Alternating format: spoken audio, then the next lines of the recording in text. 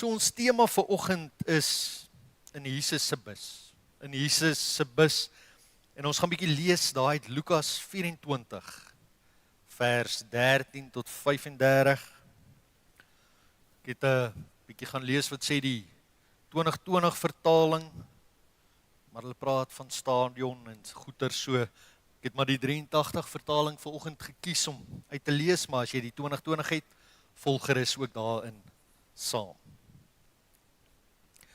Dis die bekende verhaal van die Emmausgangers. Op dieselfde dag was 2 van hulle op pad na 'n dorpie met die naam Emmaus, 12 kilometer van Jerusalem af.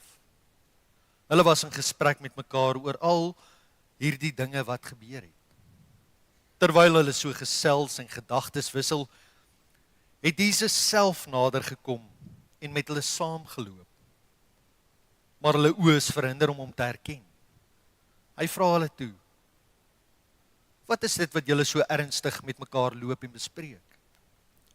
Met somber gesigte gaan hulle staan en een van hulle, met die naam Kleopas, antwoord hom: "Is u dan die enigste vreemdeling in Jerusalem dat u nie weet van die dinge wat in die afgelope dae daar gebeur het nie?" Hy vra vir hulle: "Watter dinge?"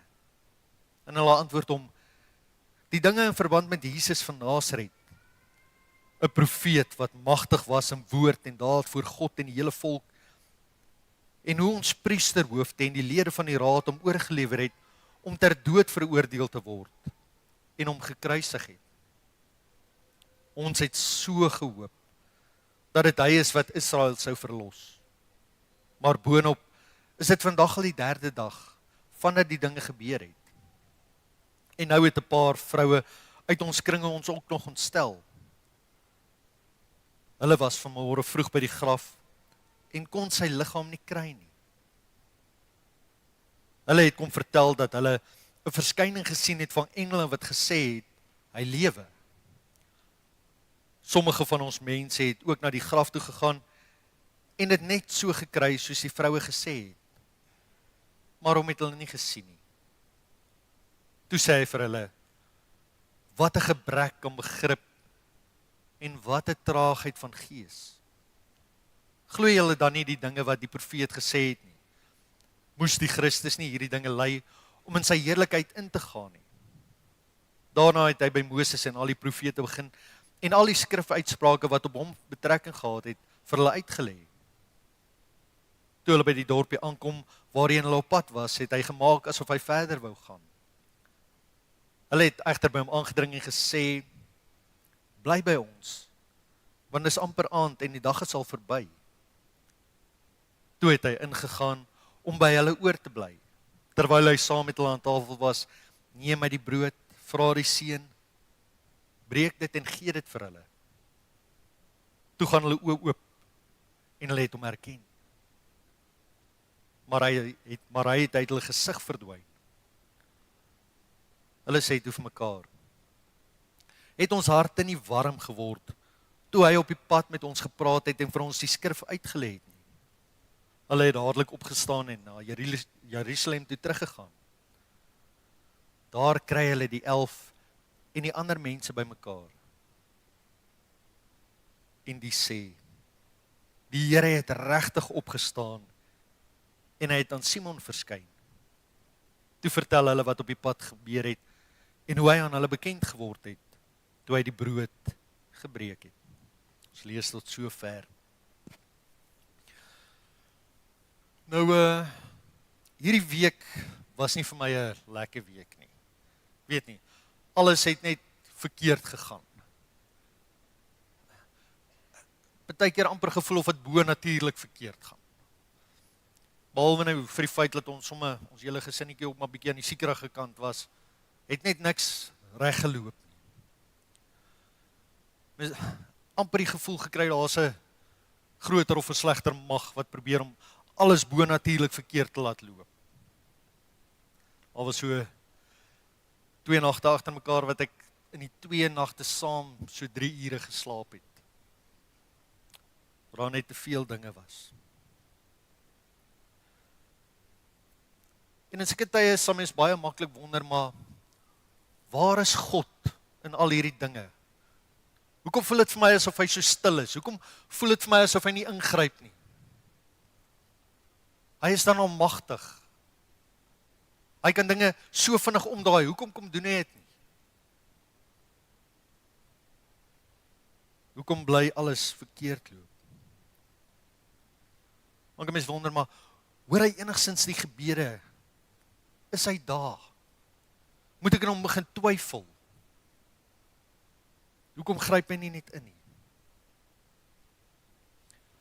Partykeer het mens, almal van ons, donker en somber tye, waar ons voel God is stil.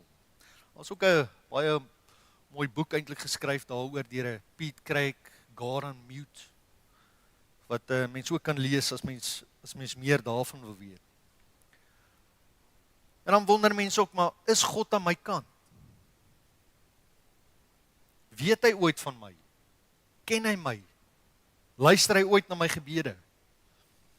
En as mens daai dinge begin wonder, dan dink mens aan daai deeltjie wat eintlik baie van ons vrees aanjaend kan laat staan. Daai deel in Matteus 7 wat sê, waar Jesus sê, nie elkeen wat vir my sê, Here, Here, sal in die koninkryk van die hemel ingaan nie. Maar net hy wat die wil doen van my Vader wat in die hemel is. Baie sal daardie dag vir my sê, Here, Here, en dan het ons dan nie in U naam gepreek nie, deur U naam bose geeste uitgedryf en deur U naam baie wonders gedoen nie. Dan sal ek openlik vir hulle sê, ek het julle nooit geken nie. Gaan weg van my af, julle wat die wet van God oortree. Ken God ons? Gaan hy ook vir my en vir jou dalk sê, maar ek het jou nooit geken nie.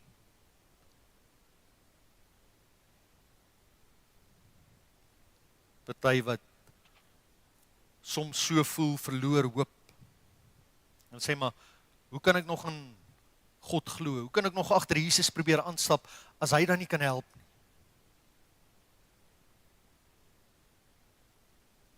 En sulke mense wat so van die Here af weggedraai het se lewe sien, mens sien baie keer 'n bitter swaar hartseer in hulle lewe.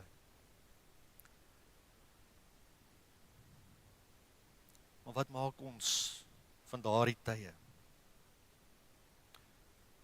Wat kan ons anders doen as om te sê, maar ek wil met oorgawe vir die Here leef. Dis die enigste ding wat ek kan doen. Ek wil hom nie uit die oog verloor nie. Ek wil nog steeds oor hom bly praat en oor hom, na hom bly soek. Ons as predikante en mense wat van Jesus leer, sal baie keer vir mense sê, maar jy moet 'n persoonlike verhouding met God hê. Jy moet vir God ken. Jy moet nie net die dinge van God ken nie. Sy Engelse predikant wat ek gehoor het, wat mooi sê, hy sê, in Engels dink dit amper beter, you must know God, not just know about God.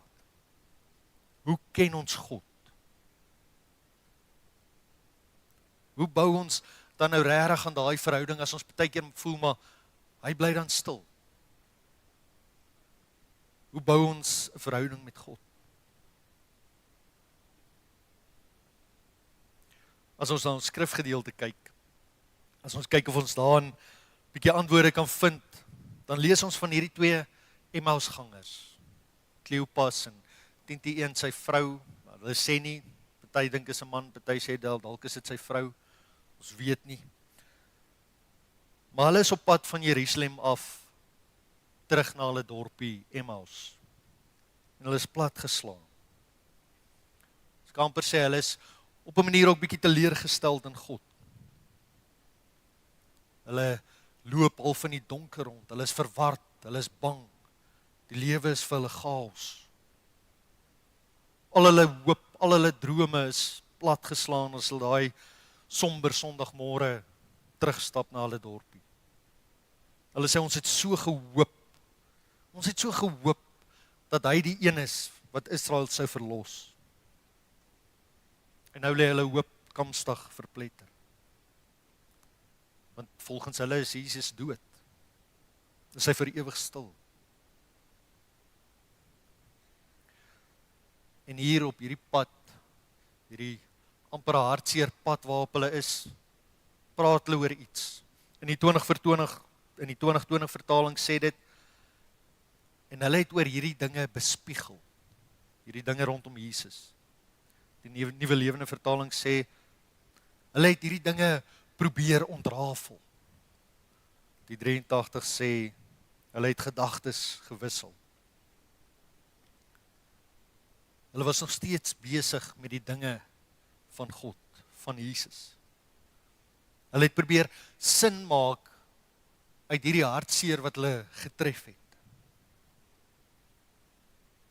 Hulle het probeer om hierdie pyn vir hulle self te verwerk. In te midde van hulle pyn, hierdie hartseer dat hulle hoop weg is, daag daai einste hoop by hulle op. Kom stap hy saam met hulle. Vra hy vir hulle, wat's fout? In hulle pyn en hulle verwarring, daag Jesus op. Maar hulle herken hom nie. Hulle sien hom nie raak nie. Hy's by hulle. Die hoop wat hulle so na verlang is by hulle, maar hulle sien dit nie. Hulle kyk dit mis.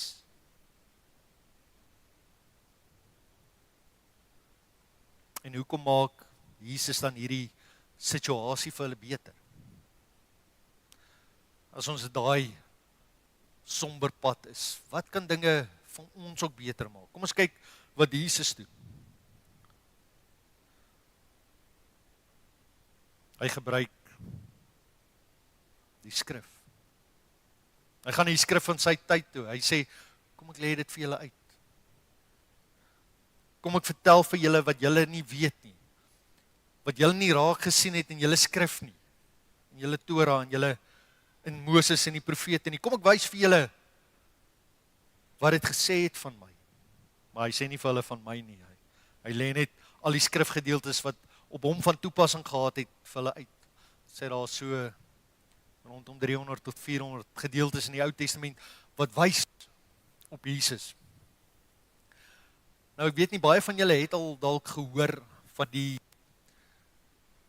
studie wat hulle op 'n stadium gedoen het. Dis 'n Pieter Stoner, dink ek. Ja, Pieter Stoner is die ou se naam. Hy's 'n Christenwetenskaplike en hy en sy studente het gesê, kom ons kyk of ons kan uitwerk, die kans kan uitwerk dat een persoon per ongeluk 8 van die profesieë wat oor Jesus gesê word in die Ou Testament sal laat waar word. Dat dit in een persoon se lewe laat 8 van daai gebeure sal gebeur met een persoon.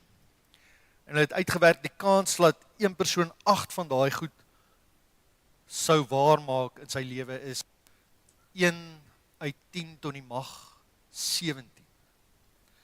Nou hulle sê,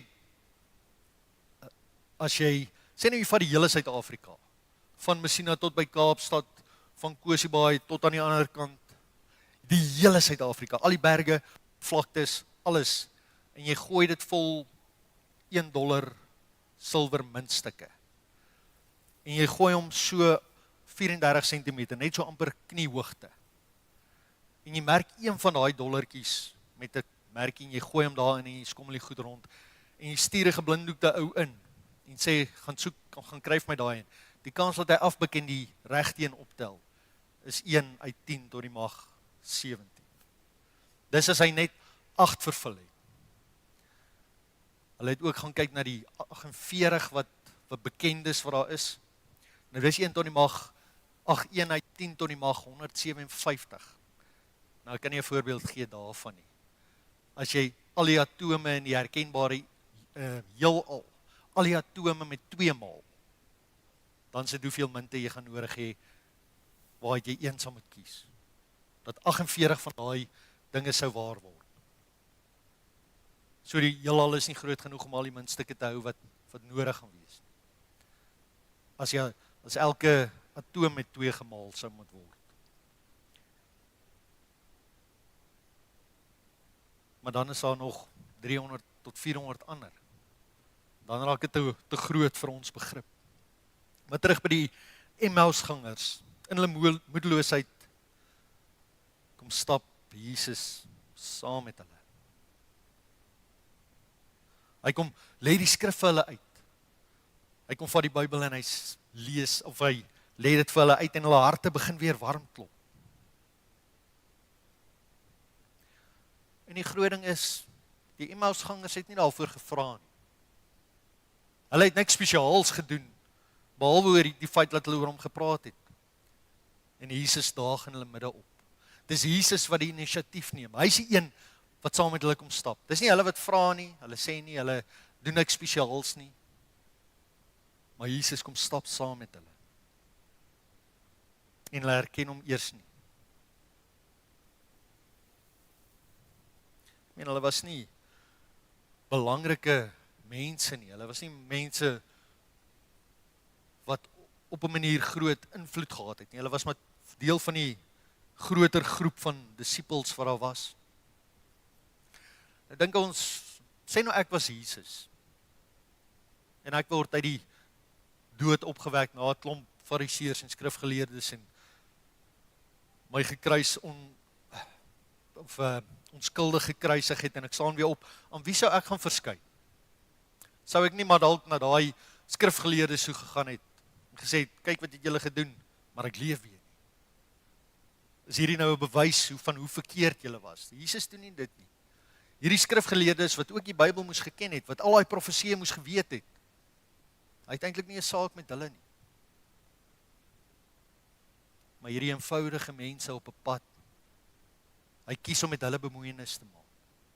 Soos wat hy elke dag kies om met my en jou bemoeienis te maak, al sien ons dit nie altyd raak.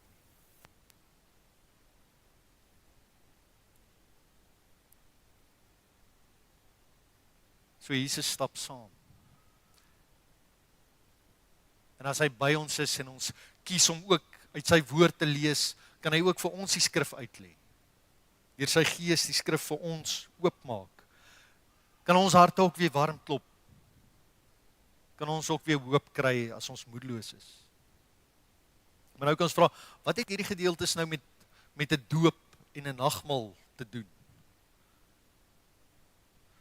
Met 'n klein Dawid se doop dan vanoggend en ons wat aan die nagmaalstafel aansit. Om gedoop te word is in die eerste plek 'n insluiting in die liggaam van Christus. Ons word deel van die liggaam, deel van die kerk, deel van die groter NG Kerkfamilie, deel van 'n gemeenskap, maar in die eerste plek deel van die liggaam van Christus reg oor die wêreld. Maak nie saak wat se kerk of denominasie nie. En wat beteken dit? Dit beteken ons word eintlik deel van Christus se reisgeselskap. Ons word ingelyf in dies wat saam met hom op pad is. Dies wat saam met hom stap. Jy word een van die lede van hierdie liggaam. En dan bly dit jou keuse of gaan jy saam bly stap of gaan jy ergens langs die pad wegraak. Maar ons sê hier in die kerk, saam met hierdie mense stap God saam. Kan dinge anders wees. En dit het my laat dink aan daai Comrades busse. Ken julle daai Comrades busse? As mense Comrades hardloop, dis nie 'n regte bus nie. Maar dis klomp mense wat saam hardloop. Dan kry jy nou verskillende busse. Jy kry 'n 9-uur bus en die 10-uur bus en die 11-uur bus en die 12-uur. En dan gaan dit oor watter tyd hulle die Comrades klaarmaak. En voor hardloop 'n buskaptein, hulle noem hom 'n buskaptein, wat hierdie tempo bepaal. Wat weet waarom stadiger en vinniger te hardloop. Wat die mense aanmoedig as hulle bietjie moeg raak langs die pad. Hulle help om nie te vinnig weg te spring nie en dalk op opdraandes bietjie stadiger te vat of dalk by afdraandes ook dalk bietjie stadiger te vat. En eintlik as kerk is ons so Comrades bus. Want niemand van ons is bedoel om hierdie wedloop van die lewe alleen te hardloop.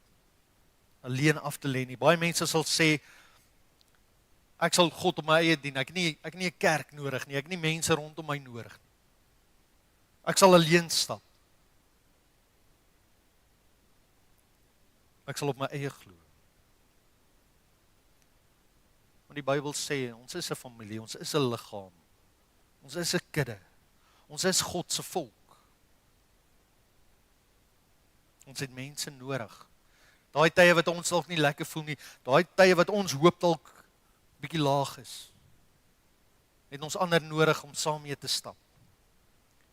Dink aan Hebreërs 10 vers 24 en 25 wat sê, laat ons na mekaar omsien, om mekaar aan te spoor tot liefde en goeie werke. Hierso in hierdie gemeente is ons God se bus. Saam met Jesus, ons buskaptein op pad. Hy sien die groter prentjie raak. Ons wat baie keer in ons hande vaskyk, sien nie alles nie, maar hy sien. Hy weet waar die opdraandes kom, waar die afdraandes is. Wanneer om energie te spaar, wanneer om deur te druk. Ons volg Jesus.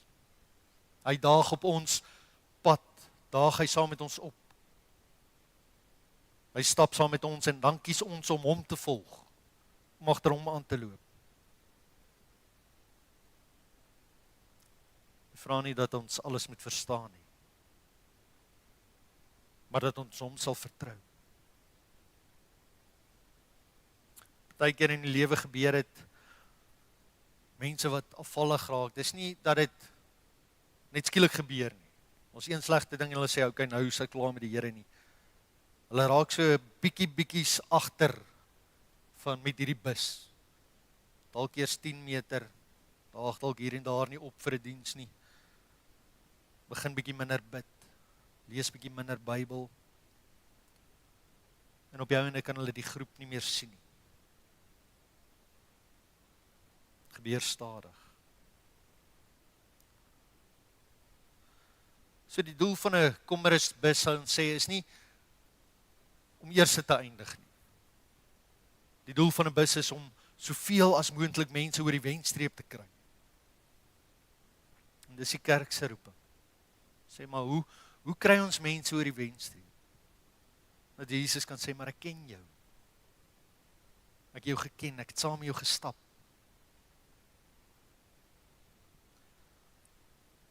Hebreërs 12 vers 1 en 2 beskryf die lewe ook as 'n wedloop wat voluit gehardloop en volhard moet word. Dat ons oë gefestig moet hou op Jesus. Dat hy vir ons die weg wys. So vandag word klein Dawid deel van hierdie bus. Sy ma en sy pa gaan hom nog dra terwyl hulle saam met hierdie bus stap. Maar met belydenis van geloof, dan sit hulle hom neer. Sê hulle van vandag af stap jy saam. Stap jy op jou eie. Kies jy om saam te gaan.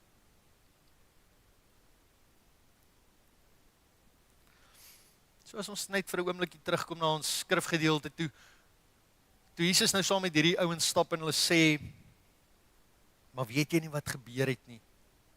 Dan sê Jesus vir hulle 'n paar woorde. Hy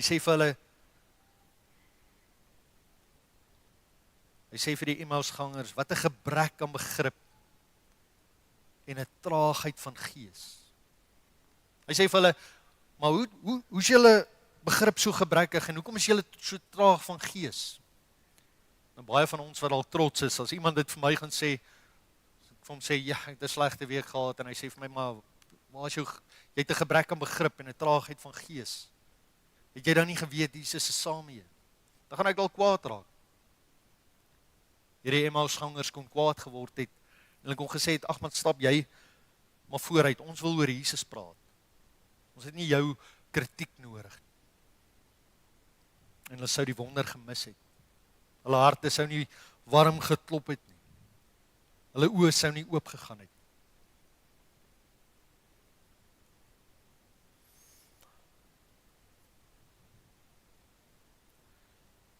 En dan kom hy by hulle huis en hy wil verder gaan en hulle nooi hom in. En ek dink dis ook wat ons doen, ons nooi altyd vir Jesus in. As ons dit nie doen nie, dan stap hy verder. Maar hierdie Emmausgangers nooi hom in en hy gaan sit by hulle aan tafel en hy, soos wat ons ook vanoggend gaan doen, breek hy die brood. En dan gaan hulle oë oop. Dan herken hulle hom. En dis ook my gebed vir oggend as ons aansit aan die tafel, dat ons hom weer sal herken, dat ons weer sal besef wie hy is en wat hy vir ons gedoen het. Dat ons hom voor oë sal hou en nie net aan ons probleme en ons al die gevare en die dinge sal vaskyk. Ek sluit af met 'n bekende ou verhaaltjie wat hulle vertel van 'n groep Joodse rabbies in 'n konsentrasiekamp. En hulle het ook gewonder oor al hierdie slegte dinge wat gebeur. Waar's God in alles? Hoekom help God nie? Hoe kan hy toekyk dat 6 miljoen van sy mense vermoor word? En hulle het gesê, kom ons hou 'n din Torah. Dis 'n godsdienstige regsverhoor. Kom ons verhoor vir God. Kom ons sit hom in die regsbank. En dan bring ons al die getuienis en die klagtes teen hom in. En daai dag het hulle vir God verhoor en hulle hom skuldig bevind, simbolies. Het hulle hom aanspreeklik gehou. En hulle het dit net klaar besluit. Toe sê die een rabbi, dis nou tyd vir die aandgebed. Kom ons buig ons hoofde en dan bid ons vir God. Selfs in ons worsteling en ons struikeling, hou hulle vas aan God. Draai hulle nie weg van God. Stap hulle steeds saam met God.